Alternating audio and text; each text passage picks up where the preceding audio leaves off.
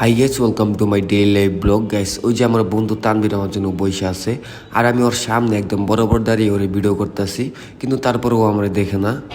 আমি যে তোর ওদিক থেকে ভিডিও কল নিদোস নাই, আমি দেইনি।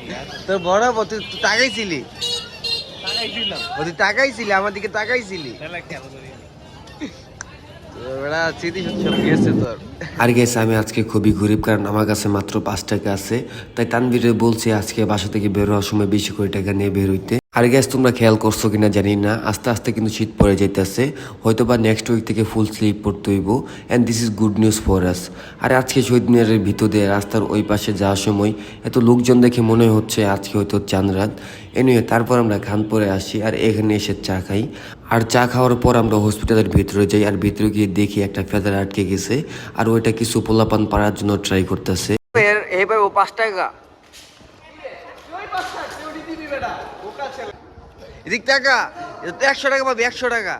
তুই যদি আর যদি আলগি দেওয়ার রস, হ্যাঁ যে আমার বন্ধু তানভীর যদি আলগি দেওয়ার রস, তোরা আমি নগদে 100 টাকা দেবো, পারবি? হ্যাঁ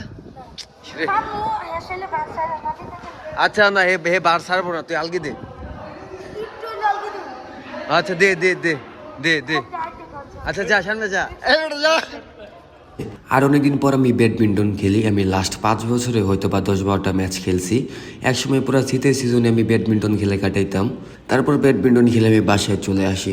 সো গাইস, আজকের ভিডিও এই পর্যন্তই, দেখা হচ্ছে অন্য কোনো ভিডিওতে। আল্লাহ হাফেজ।